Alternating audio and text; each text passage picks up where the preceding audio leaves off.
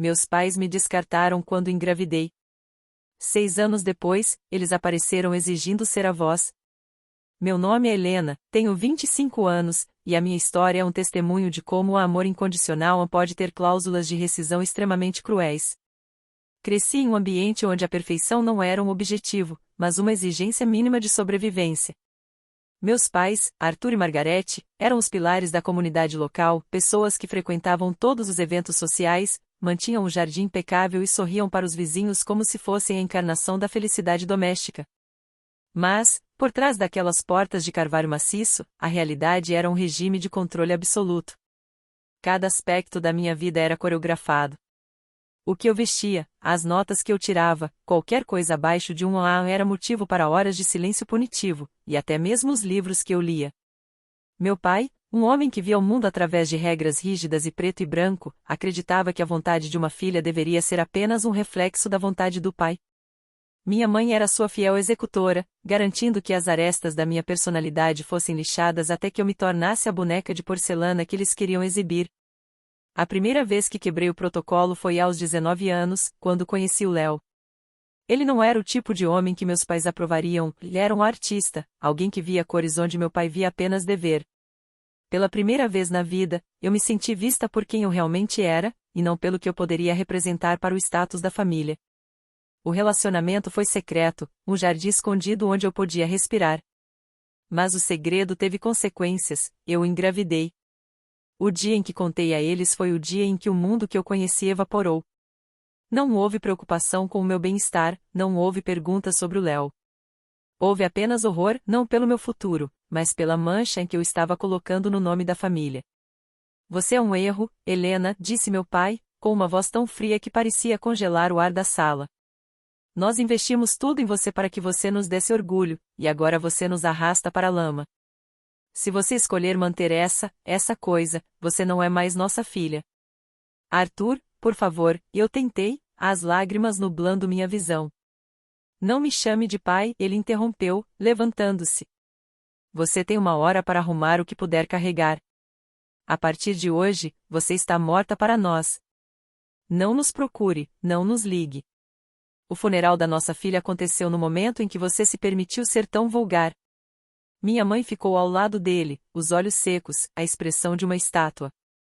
Ela não disse uma palavra enquanto eu subia as escadas e enfiava minha vida em 2 malas de lona. Saí de casa naquela noite com $100 na carteira e uma vida crescendo dentro de mim. Os anos seguintes foram uma batalha brutal pela sobrevivência. Léo e eu tentamos fazer funcionar, mas a pressão de sermos jovens e pobres foi demais para ele. Ele partiu quando meu filho, Toby, tinha apenas 6 meses. Fiquei sozinha, trabalhando em 2 empregos, estudando à noite e contando cada centavo para garantir que o Toby tivesse o que eu nunca tive, amor sem condições. Eu me tornei forte. Aprendi a consertar vazamentos, a negociar com senhorios e a encontrar alegria no riso de uma criança que não sabia o que era ser um erro. Construí uma pequena fortaleza para nós dois. Minha carreira como designer gráfica finalmente decolou, e pela primeira vez em 6 anos, eu estava em paz. Até que, numa tarde de terça-feira, o interfone do meu apartamento tocou. Ao abrir a porta, senti o meu estômago despencar. Arthur e Margarete estavam parados no corredor. Eles pareciam mais velhos, mas mantinham a mesma aura de superioridade arrogante. Não havia um pedido de desculpas em seus rostos, havia apenas uma expectativa de obediência. Olá, Helena, disse minha mãe, entrando no meu apartamento sem ser convidada, os olhos percorrendo criticamente a minha decoração simples. Soubemos que o nosso neto já tem 6 anos. Viemos para assumir o nosso papel na vida dele. Já esperamos tempo suficiente para você aprender a sua lição. Fiquei parada, a mão ainda na maçaneta, o coração batendo tão forte que eu podia senti-lo na garganta. Eles não vieram para pedir perdão por terem me jogado na rua grávida e desamparada. Eles vieram buscar o prêmio de ter um neto, como se eu fosse apenas uma incubadora que finalmente terminou o serviço. Vocês têm 5 segundos para sair, minha voz saiu mais firme do que eu esperava. Ou eu chamo a polícia. Não seja dramática, Helena, meu pai disse, sentando-se no meu sofá como se fosse o dono do lugar. Nós somos seus pais. O sangue é mais espesso que a água. Nós temos o direito de conhecer o Toby. E, para ser sincero, este apartamento não é lugar para um herdeiro da nossa família. Viemos buscar vocês. A audácia deles era quase hipnótica. Eles realmente acreditavam que 6 anos de abandono poderiam ser apagados com uma visita forçada e uma oferta de resgate. Mas o que eles não sabiam é que o Toby não era um herdeiro de nada que pertencesse a eles. Ele era meu. E a batalha que estava começando ali, no tapete da minha sala, seria a luta final pela minha liberdade e pela alma do meu filho. O silêncio que se seguiu à declaração do meu pai era tão denso que eu podia ouvir o tic-tac do relógio na cozinha. Arthur continuava sentado no meu sofá com uma postura régia, a mesma que ele usava para presidir jantares de negócios ou para ditar as sentenças da minha infância. Margarete, por sua vez, começou a caminhar pelo pequeno espaço, tocando nos porta-retratos com a ponta dos dedos enluvados, como se estivesse a avaliar a qualidade da minha vida através do pó nos móveis. Chamar a polícia, Helena? Margarete soltou uma risada curta, desprovida de qualquer humor, não sejas ridícula. Estás a tentar punir-nos pelo que aconteceu no passado, nós entendemos. Foi um período difícil para todos. Mas estamos aqui agora. Trouxemos presentes para o menino. Estão no carro. No passado. A minha avó subiu uma 8ª, carregada com o peso de 6 anos de luta. Vocês não me deixaram apenas num período difícil. Vocês expulsaram-me de casa no inverno, grávida, sem um cêntimo, e disseram que eu estava morta. Eu dormi em abrigos. Eu comi restos para garantir que o meu filho tivesse o que comer. Onde estavam os presentes nessa altura? O meu pai limpou a garganta, ajustando o nó da gravata. Fizemos o que achamos necessário para manter a nossa integridade. Tu quebraste as nossas regras, Helena. O exílio foi uma consequência das tuas escolhas. Mas somos pessoas pragmáticas. Vimos que conseguiste sobreviver, o que prova que a educação que te demos, por mais que a desprezes, te tornou resiliente. Agora, o Toby é um herdeiro de sangue. O apelido da nossa família precisa de continuidade. Foi então que percebi o padrão. Eles não estavam ali por amor. Estavam ali porque o tempo tinha passado e a imagem pública deles precisava de um neto para ser completada. Soube mais tarde, através de conversas com antigos conhecidos, que a reputação de a família perfeita de Arthur estava a sofrer porque os vizinhos começaram a perguntar pelo paradeiro da filha única. Ter uma filha morta era uma tragédia, ter um neto que eles podiam moldar era uma oportunidade de relações públicas.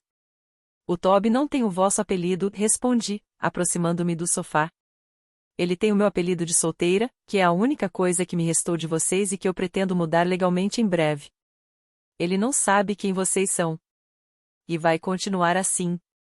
Nesse momento, a porta do quarto abriu-se e o Toby apareceu, esfregando os olhos, ainda sonolento da sesta. O meu coração parou. Ele é a imagem viva do que há de melhor em mim, com os caracóis escuros e um olhar curioso que desarma qualquer um. Mamã? Quem são estas pessoas? Perguntou ele, aproximando-se da minha perna. Margarete soltou um suspiro audível e deu um passo em direção a ele, com as mãos estendidas de uma forma que me pareceu predatória. Oh, olha para ele, Arthur. É a cara da nossa família. Olá, querido, eu sou a tua avó. E este é o teu avô.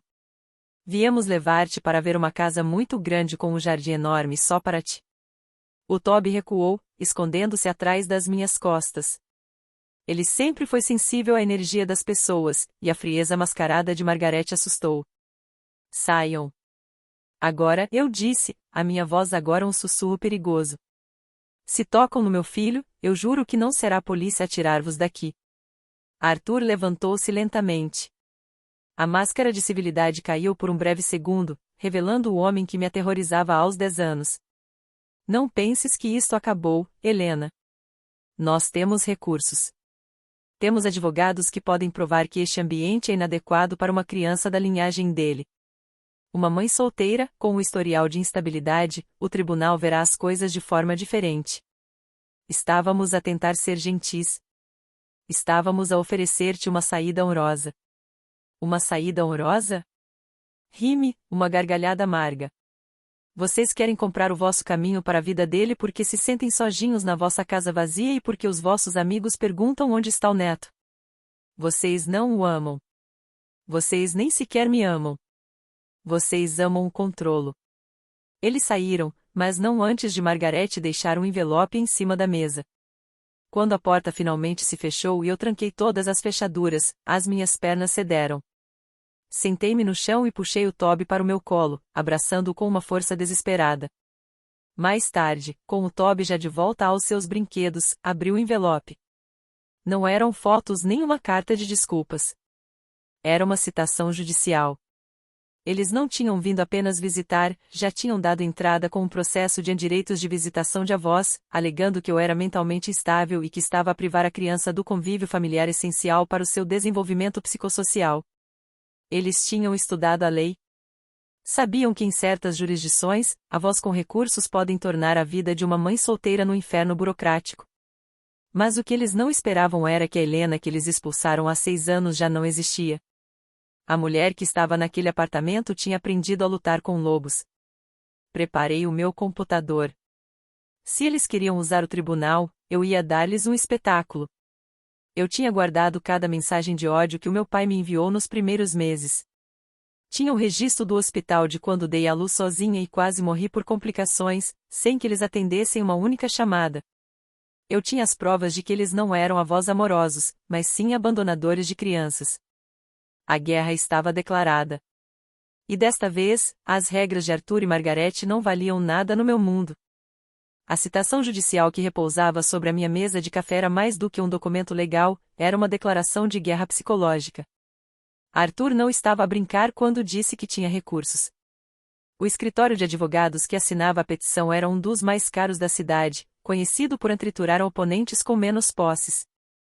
Eles não pediam apenas visitas, alegavam que, devido às minhas condições financeiras iniciais e ao facto de eu ter criado o Toby sozinha, existia um déficit de estabilidade em que só a presença dos avós e do seu patrimônio poderia colmatar. Passei as noites seguintes sem pregar olho, mergulhada em arquivos digitais. Eu tinha uma pasta escondida na nuvem, intitulada simplesmente As Cicatrizes. Nela, guardei tudo. Recuperei e-mails de 6 anos atrás, onde meu pai escrevia: "Não te atrevas a usar o nosso nome para pedir ajuda no hospital. Tu não és nada para nós." Recuperei mensagens da minha mãe a dizer que eu era uma vergonha para a linhagem e que ela esperava nunca ter de carregar o fardo de um neto bastardo. O meu advogado, um homem pragmático chamado Dra. Silva, foi honesto comigo: "Helena, a lei de visitação de avós é complexa.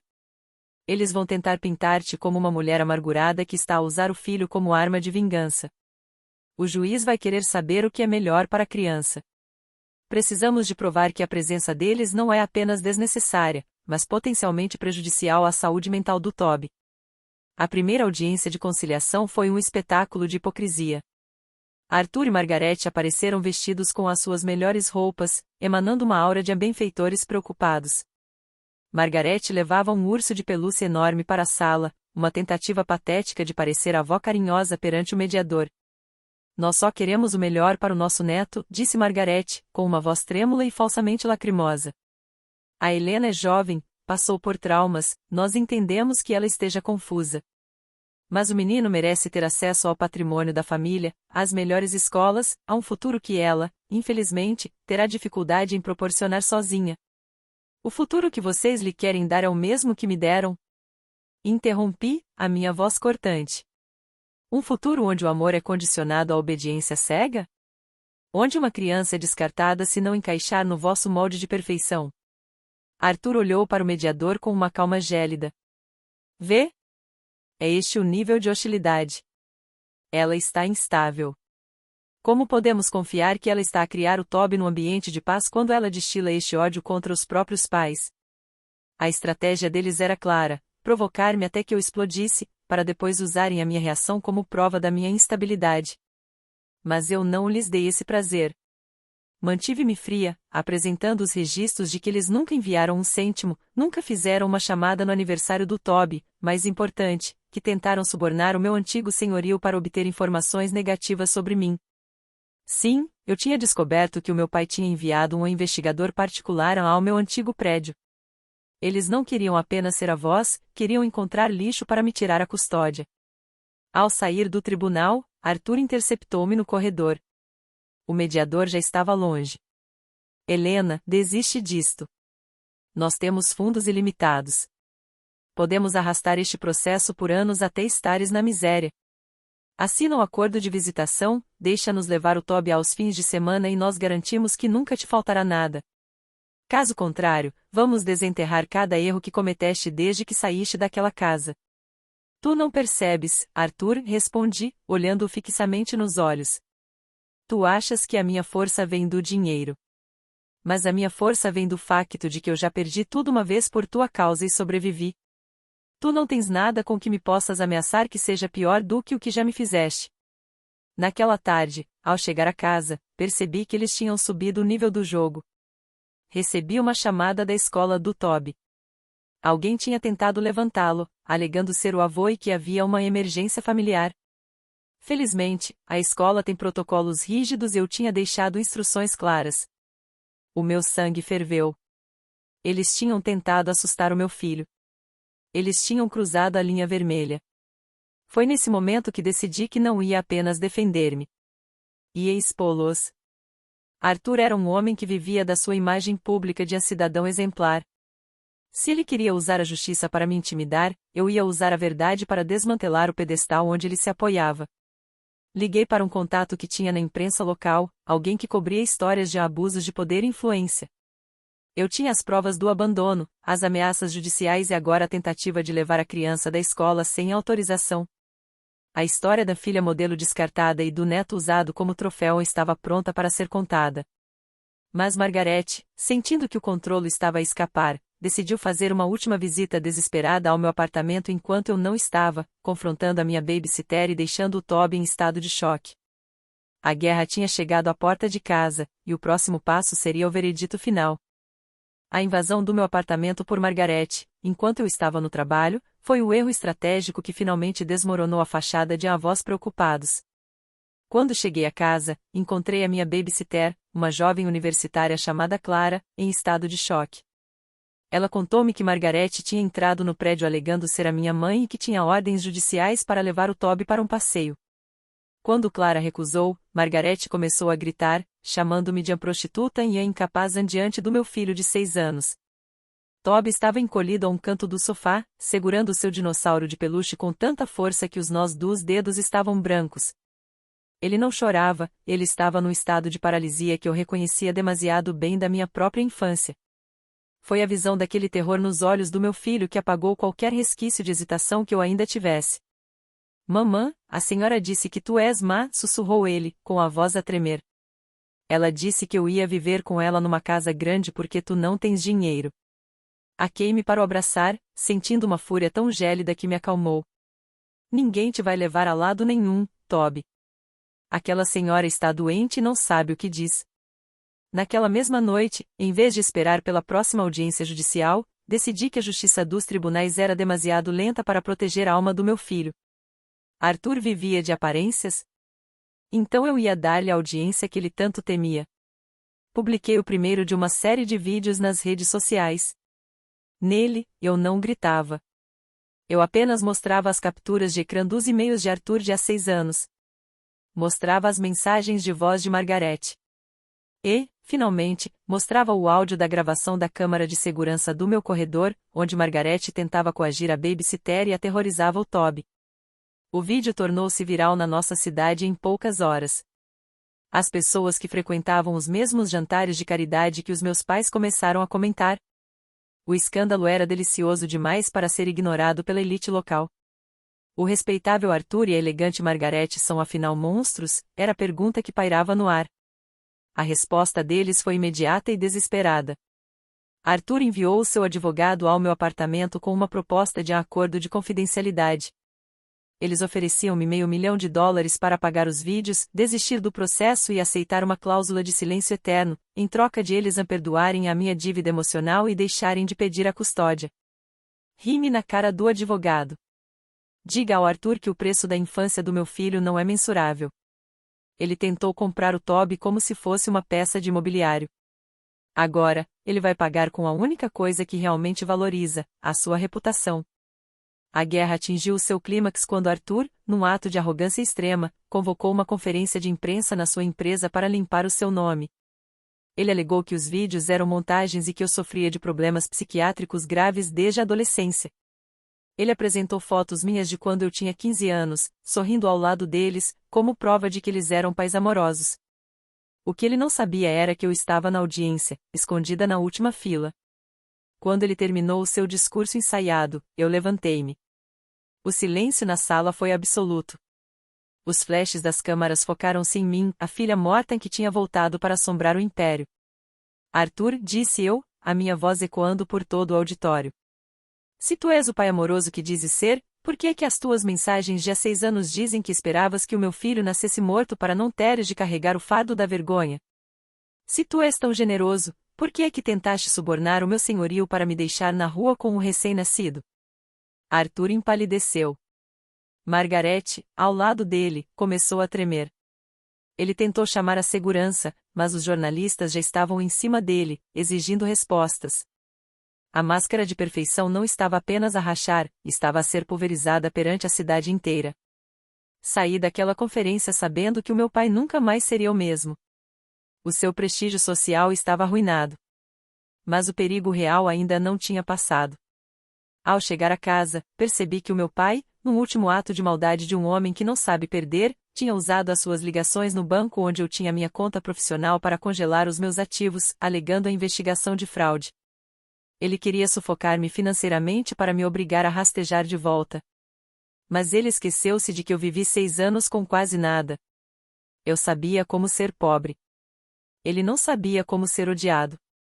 A batalha final não seria sobre dinheiro, mas sobre quem conseguiria manter a sanidade enquanto o mundo desabava. O bloqueio das minhas contas bancárias foi o último fôlego de um regime ditatorial que se recusava a morrer. Arthur achava que, ao asfixiar-me financeiramente, eu voltaria de joelhos, implorando por uma migalha da sua fortuna em troca da alma do meu filho. Mas ele cometeu um erro de cálculo fatal. Ele esqueceu-se de que eu já tinha passado fome, e quem já sobreviveu ao nada não teme a perda do supérfluo. Enquanto os advogados dele tentavam prolongar o congelamento de bens, a comunidade local, aquela mesma plateia que Arthur tanto prezava, começou a dar-lhe as costas. O vídeo da conferência de imprensa e as provas de abandono tinham criado uma onda de repúdio que ele não conseguia controlar com o dinheiro. Os seus parceiros de negócios, temendo a associação com um homem que admitia ter desejado a morte do próprio neto, começaram a rescindir contratos. O império de Arthur estava a ruir por causa da sua própria arrogância. A audiência final do Tribunal de Família foi o cenário da sua derrota definitiva.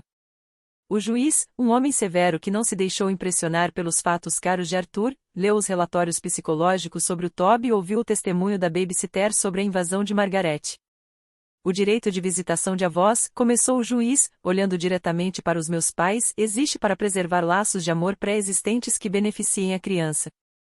No vosso caso, não há laço. Há um vácuo de 6 anos criado por uma escolha deliberada de abandono. Tentar forçar uma entrada na vida desta criança através de intimidação legal e financeira não é amor, é assédio. A sentença foi implacável. O pedido de visitação foi negado liminarmente. Mais do que isso, o juiz emitiu uma ordem de restrição permanente. Arthur e Margarete não poderiam aproximar-se de mim, do Toby ou da sua escola a menos de 1 quilômetro. Qualquer violação resultaria em prisão imediata. O juiz também ordenou o desbloqueio imediato das minhas contas, condenando Arthur a pagar todas as minhas custas judiciais e uma indenização por danos morais ao neto. Ao sairmos da sala de tribunal, Margarete tentou aproximar-se de mim uma última vez. Ela parecia pequena, os olhos vazios de quem percebeu que a sua casa grande seria agora, verdadeiramente, um mausoléu. Helena, sussurrou ela, com a voz embargada. Nós só queríamos uma família de novo. Vocês nunca quiseram uma família, mãe, respondi, sem parar de caminhar. Vocês queriam um cenário. E o Toby não é um objeto de decoração. Ele é uma pessoa, e ele é livre. Coisa que eu nunca fui enquanto vivi convosco. Arthur nem sequer olhou para mim.